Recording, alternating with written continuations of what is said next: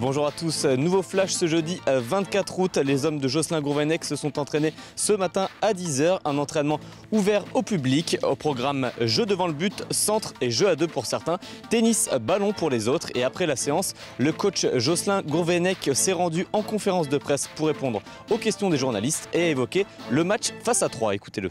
On n'a pas toujours pris beaucoup de points contre les équipes de deuxième partie de tableau sur la poule aller. Sur la poule retour, on a quasiment fait un sans faute, c'est vrai. On sait que Troyes a les capacités de vite se projeter vers l'avant. Ils sont très organisés, très disciplinés. C'est vraiment une équipe très disciplinée dans le schéma que Jean-Louis a mis en place. C'est ce qui leur permet de voyager. Après, il faudra qu'on soit à la fois très mobile et très patient parce qu'on ne pourra pas toujours faire des décalages. Il va falloir qu'on insiste, comme on a fait à Lyon. Ça va être un peu le même cas de figure, contre un bloc très regroupé. Et il faudra qu'on soit capable de manœuvrer, de jouer sûr, et à un moment donné, de changer de rythme et d'accélérer. On est capable de le faire. Nice l'a fait par moments chez eux il y a 15 jours, mais ils ont mal fini leurs actions, ce qui a expliqué le score. Oui, encore une fois, ils sont vraiment très bien organisés, très disciplinés. Ils font les choses ensemble. Je pense que Jean-Louis a trouvé l'équilibre dans son équipe, avec quelques ajustements par rapport à l'année dernière, quelques nouveaux joueurs, mais pas beaucoup. Donc c'est des joueurs qui se connaissent bien, qui ont bataillé énormément en Ligue 2, et ça compte. Et c'est cette discipline et cette rigueur-là qui fait qu'ils sont capables de poser des problèmes à tous leurs adversaires. Alors ils ont mal négocié leur supériorité numérique contre Nantes et ils se sont fait piéger. Comme quoi, être en supériorité numérique, c'est pas forcément facile. Et voilà, ils sont durs à bouger. Après, il faudra qu'on trouve les clés et qu'on ouvre le score. C'est toujours pareil. Contre Metz, on a vu qu'en ouvrant le score, c'était un match différent ensuite.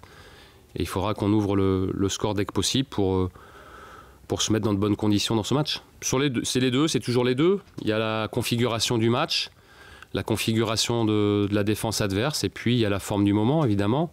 Il y a les semaines d'entraînement aussi, parce que les commentaires des uns des autres, c'est toujours par rapport au match qui vient de se passer, mais entre le match qui vient de se passer et le match qui arrive, il y a une semaine d'entraînement. Voilà, et heureusement qu'on tient compte des semaines d'entraînement. Diego, il fait partie aujourd'hui des choix du coach parce que j'ai estimé, je le lui ai dit, que son début de saison n'était pas conforme à son niveau. Il s'était bien réadapté fin janvier, début février pour se remettre dedans et être plus performant. Voilà. Après, ce sont des choix sportifs qui font qu'aujourd'hui, il n'est pas dans le groupe. À lui de hausser son niveau. Ouais, c'est le feuilleton.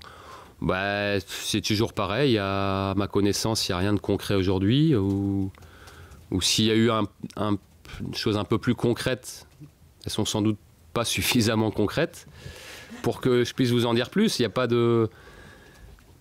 Il veut toujours partir. Là-dessus, il n'y a rien de changé. Moi, j'ai toujours mon avis sur Diego. Il n'a pas changé non plus. Ça reste un très bon joueur. Mais quand un joueur a plus la tête au projet de son club, on n'insiste pas, on passe à autre chose. J'aurais préféré que ça se règle avant. Maintenant, un entraîneur est toujours là pour s'adapter aux situations. L'essentiel, c'est que ça se passe en bonne intelligence et qui reste respectueux du travail et du groupe. Là-dessus, il n'y a aucun souci.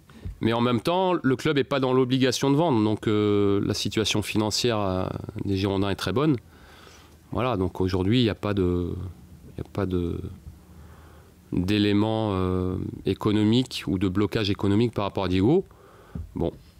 Maintenant, il est toujours sous contrat et on ne va pas empiler les joueurs non plus. C'est surtout ça qui est... Oui, mais à partir du moment où on démarre une saison où le joueur vous dit « je veux partir » et donc qu'il ne rentre pas dans le projet du club et que moi j'ai une saison à préparer, que le club et l'actionnaire a aussi son mot à dire, il faut que les joueurs qui jouent pour les Girondins aient la tête complètement aux Girondins. Moi, je trouve ça complètement logique et normal. C'est la même chose dans d'autres clubs, hein, on n'est pas les seuls à faire ça. On en aurait besoin peut-être, mais on aurait surtout besoin d'un joueur à 100% la tête aux Girondins. C'est ça l'enjeu de ce dossier-là Je crois que Jardim fait la même chose avec Mbappé qui a émis les souhaits de partir. Et il a peut-être plus de choix, lui, à Monaco, mais la situation reste la même. Il y a un joueur qui a émis le souhait de partir. À partir du moment où le joueur émet le souhait de partir, on peut considérer qu'il n'aura pas complètement la tête à la compétition. Et surtout, quand on n'a plus qu'1 an de contrat. Eh bien voilà, c'est tout pour ce flash. Merci à vous de l'avoir suivi et à très vite sur Girondin TV bien sûr.